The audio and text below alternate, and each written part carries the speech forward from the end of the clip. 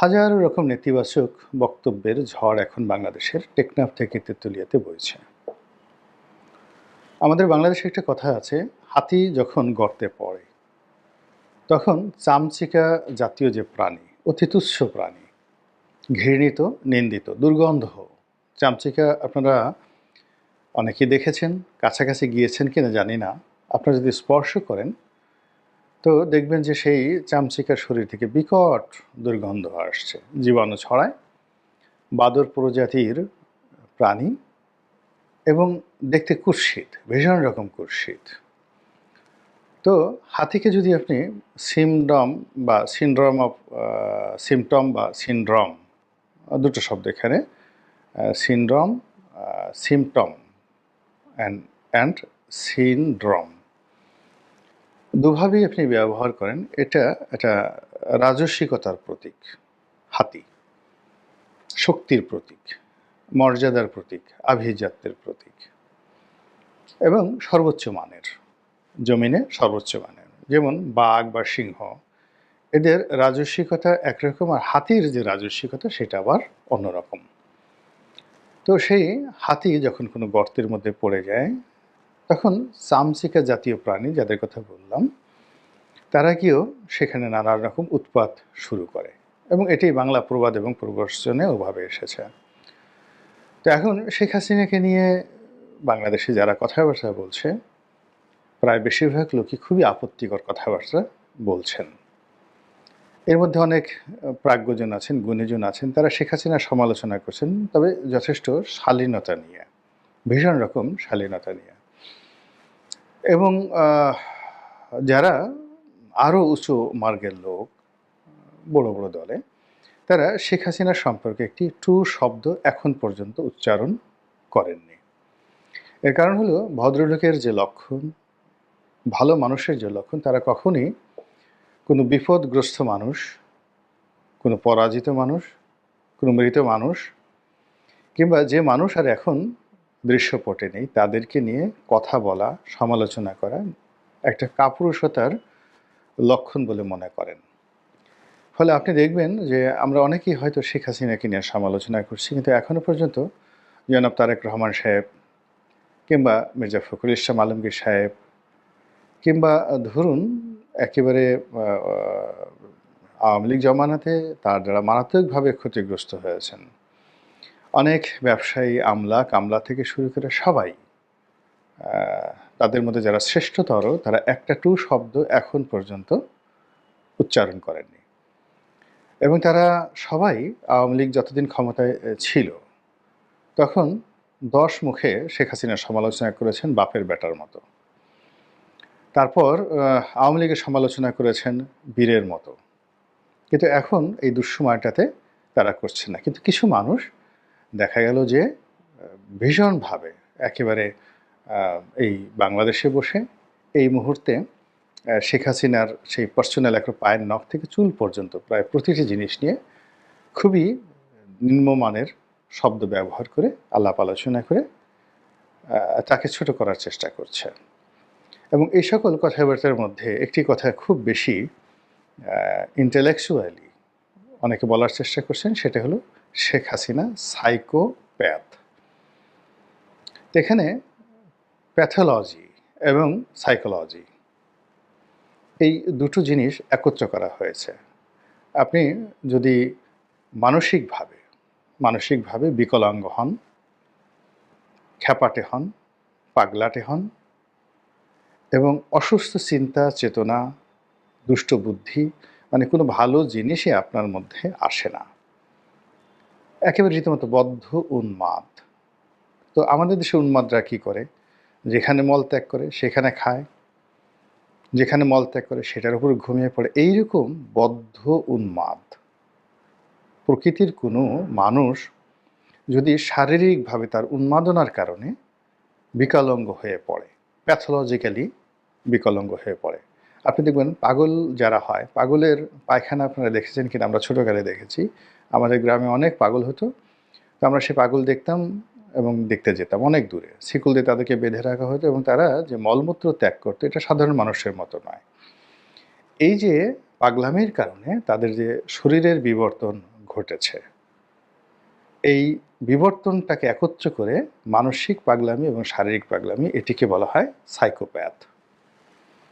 এখন যখন সাইকোপ্যাথ হয় কোনো মানুষ, তখন তার কাপড় চোপড় ঠিক থাকে না, সে উলঙ্গ হয়ে যায়, সে যাকে ইচ্ছা তাকে কামড় দেয়, খামচি দেয়, থুথু দেয়, ময়লা খায়, আবর্জনা খায়, স্যান্ডেল মারে, মানে একেবারে বদ্ধ উন্মাদ।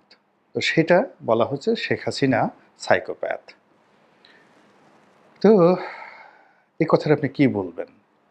যারা বলছে তাদেরকে আপনি কি জবাব দিবেন? শেখ হাসিনা কি কাপড় চোপড় পরেন না?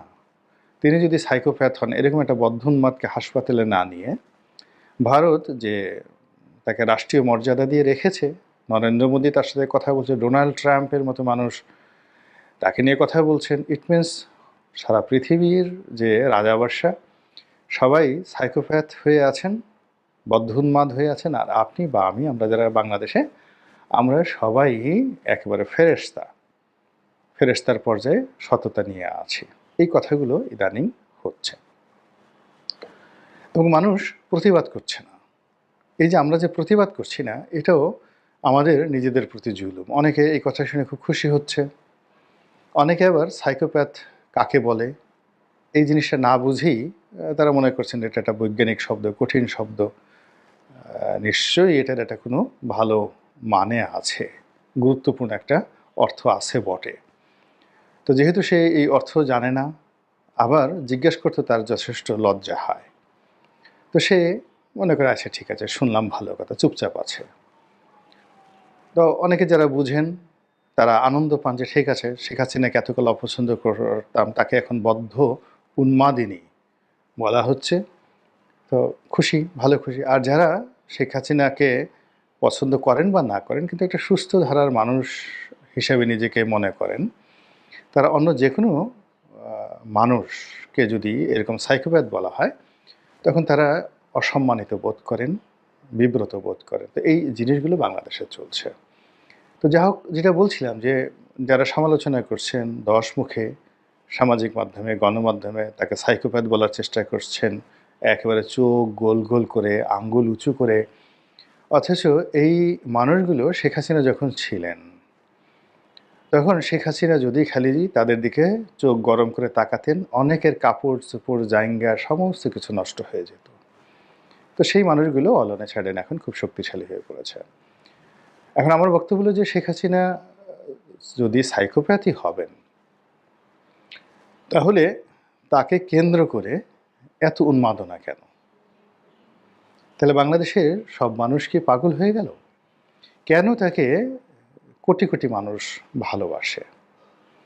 কেন আওয়ামী লীগের একটা সিঙ্গেল লোক, আওয়ামী লীগের লোক বলছে যে আওয়ামী লীগ তাদের শাসনামলে অনেক অন্যায় করেছে, জুলুম করেছে, ভুল করেছে, যেগুলো করা ঠিক হয়নি।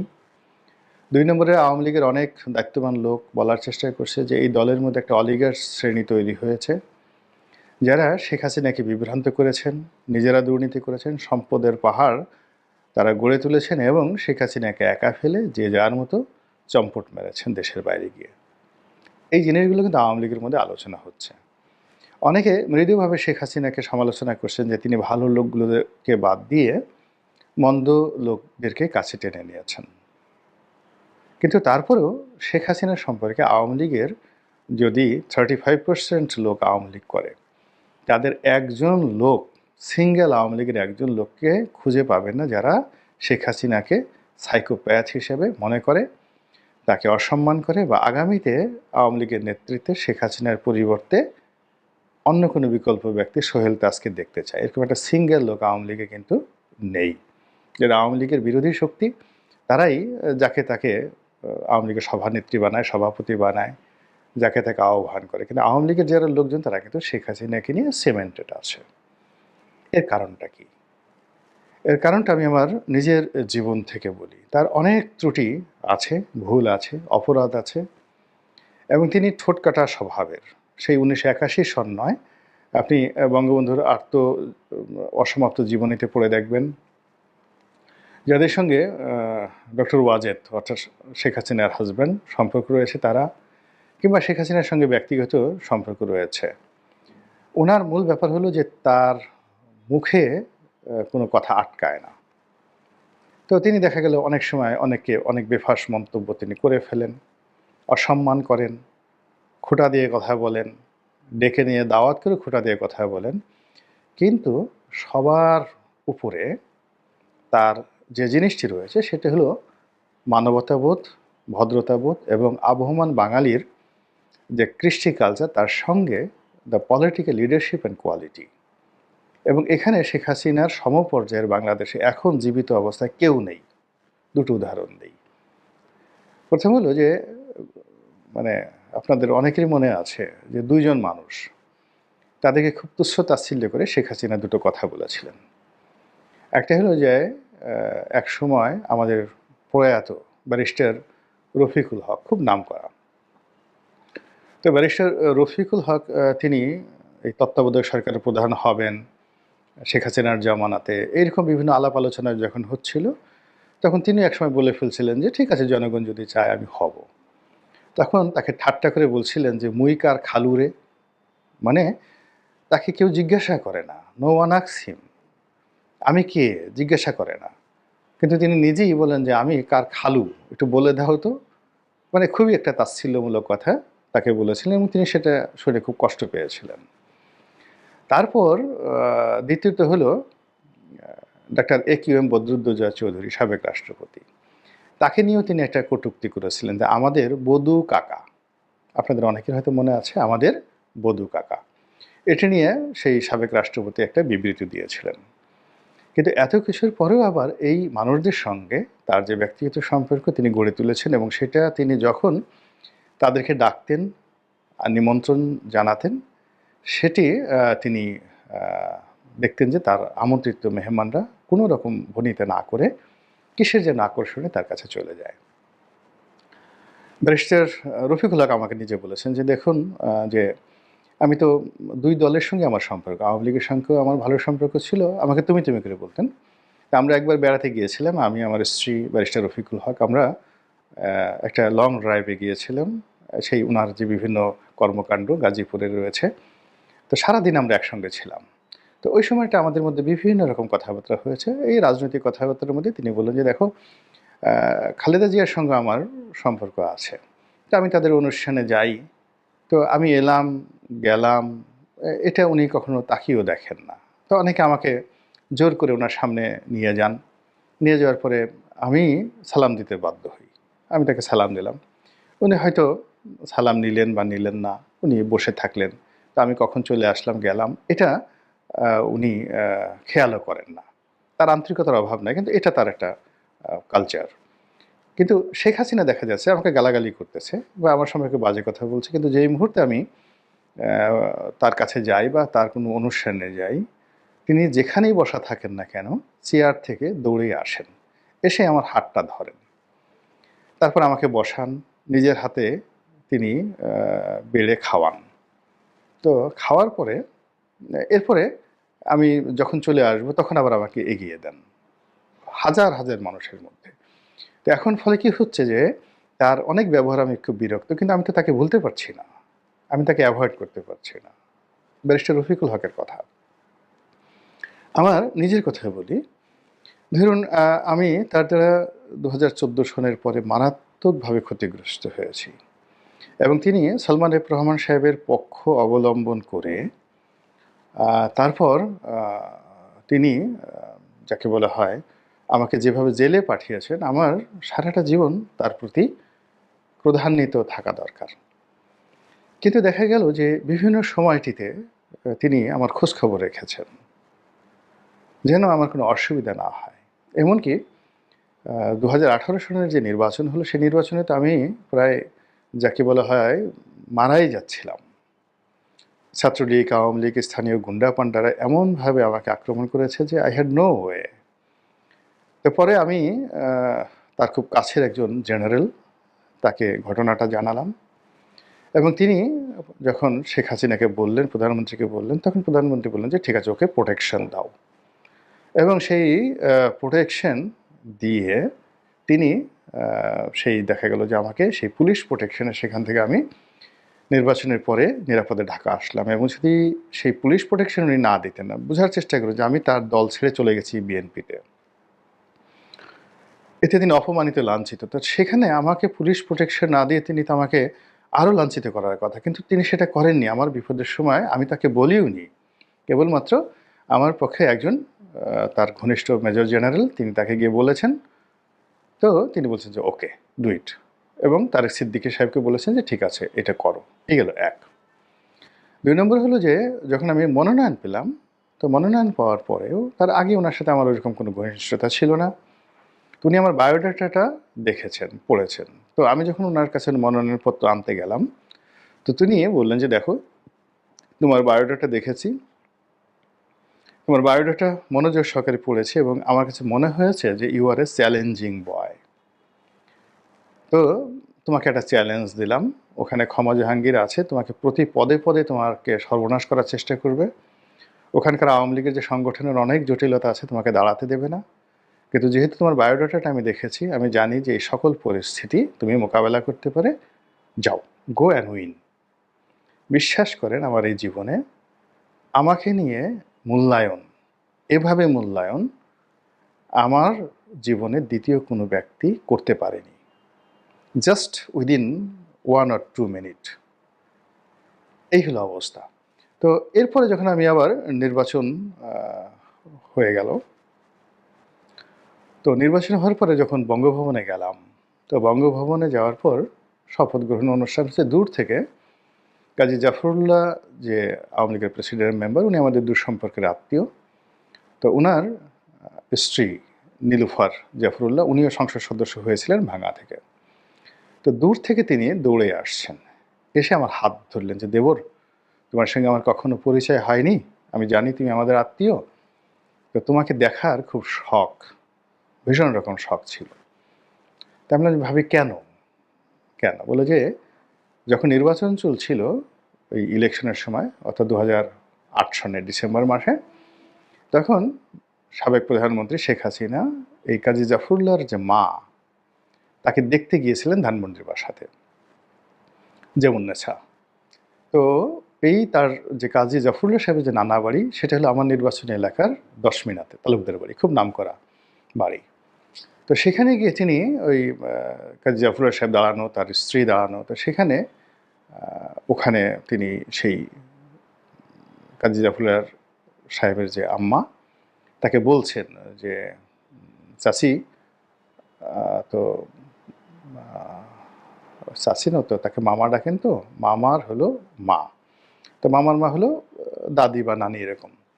তো তাকে ওই সম্বোধন করে শেখ হাসিনা বলছেন যে ওখানে রনিকে মনোনয়ন দিছি, ও অনেক মেধাবী, ভালো লেখাপড়া জানে, দেশের বাইরে দেশে পড়াশোনা করেছে, এবং খুব ভালো ছেলে, ওর জন্য একটু দোয়া করবেন, ওর জন্য দোয়া করবেন, ও যেন পাশ করে আসতে পারে। আর ও যদি পাশ করে, তাহলে আপনার যে বাবার বাড়ি, তার আশেপাশের সকল রাস্তা আমি রনিকে দিয়ে আপনার করে দেব। এখন এই যে কথা শেখ হাসিনা বললেন, এই কথা শুনে নীলুফার জাফরুল্লাহ বললেন যে তুমি পাশ করো বা না করো, কে বা না, একজন সভানেত্রী, আওয়ামী লীগের একজন সভানেত্রী, তার একজন এমপি প্রার্থীর জন্য আর একজন বয়স্ক মহিলার কাছে এইভাবে দোয়া চাচ্ছেন। আমিও এমপি প্রার্থী ছিলাম তখন ভাঙাতে, মানে নীলুফার জাফরুল্লাহ। তো তোমাকে আমার খুব হিংসে হচ্ছিল, তোমাকে আমার দেখার খুব শখ ছিল, তোমার হাতটা ধরার আমার খুব ইচ্ছা ছিল। এসে তিনি, বয়স্ক মানুষ নীলুফার জাফরুল্লাহ, জাস্ট আমার হাতটা ধরলেন। তো এই দিস সর্ট অফ বিহেভিয়ার, আমি অন্ততপক্ষে 1000 এরকম ভালো ব্যবহারের কথা বলতে পারবো। তো এরকম লক্ষ লক্ষ মানুষের দান করা, লক্ষ লক্ষ মানুষের সঙ্গে তারা অ্যাটাচমেন্ট, তার বাসায় গণভবনে গিয়েছে, চা খায়নি, বিস্কুট খায়নি, এরকম কোনো লোক নেই।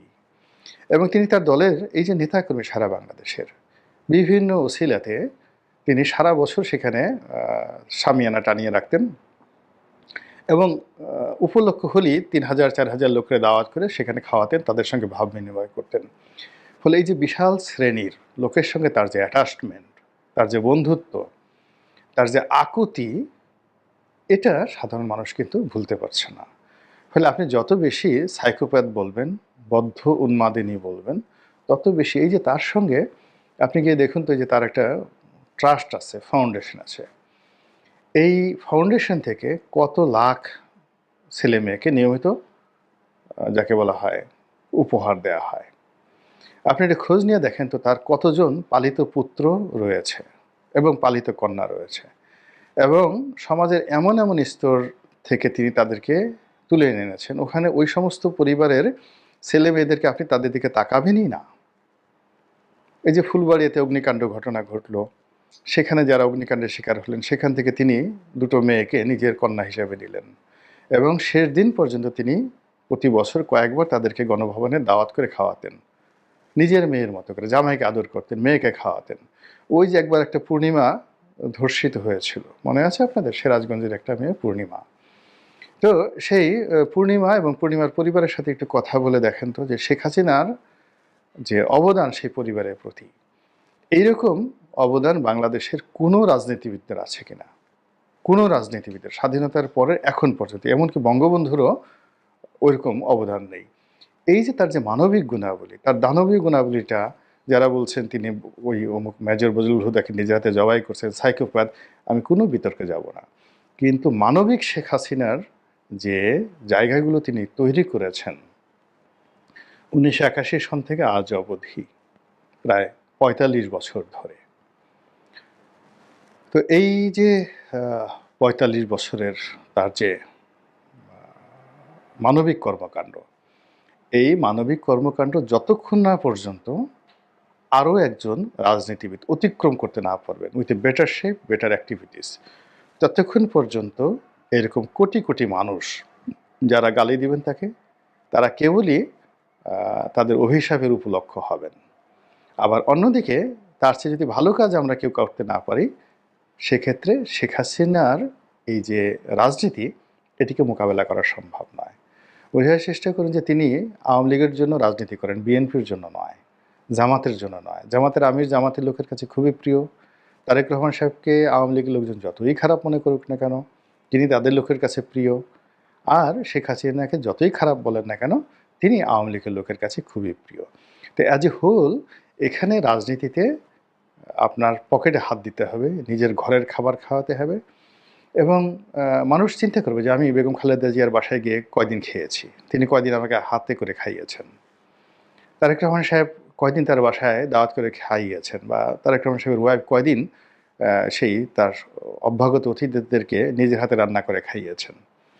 যেটা আওয়ামী লীগের তোফায়েল আহমেদের ওয়াইফ থেকে শুরু করে, সেই নাসিম সাহেবের ওয়াইফ থেকে শুরু করে, শেখ হাসিনা থেকে শুরু করে প্রত্যেকটা লোকের মধ্যে এই ফ্যামিলি ফেলোশিপ রয়েছে। আপনি যে কোনো আওয়ামী লীগ নেতার বাসায় যাবেন, বিএনপির হন, আওয়ামী লীগ হন, স্ত্রী, পুত্র, সন্তান সবাই মিলে আপনাকে সেবা করবে। তো কাজেই এই যে একটা ফেলোশিপ, এই ফেলোশিপকে আপনি কিভাবে মোকাবেলা করবেন? মিলিটারি কমান্ড দেওয়া হবে না, ক্ষুদ্র ঋণ দেওয়া হবে না, বা মিষ্টি মিষ্টি কথা বলে কাজ হবে না। মাল ছাড়তে হবে, ভালো ব্যবহার করতে হবে, বুকে জড়িয়ে ধরতে হবে, খাওয়াতে হবে মানুষকে, যেটি আমাদের এই রাজনীতির একটা কালচারে পরিণত হয়েছে। চেয়ারম্যান বলেন, মেম্বার বলেন, এমপি বলেন, যারা এই কাজটা যত বেশি করতে পারে ততই মানুষ তাদেরকে ভালোবাসতে থাকে। আমরা অনেকে খারাপ জানি, যেমন আপনি বদিকে, আব্দুর রহমান বদিকে আমরা বাইরের লোক খারাপ জানি, টেকনাফে গিয়ে দেখেন সে কতটা জনপ্রিয়। এর কারণ হলো এই মানুষের সঙ্গে তার অ্যাটাচমেন্ট রয়েছে, সে মানুষের জন্য করে।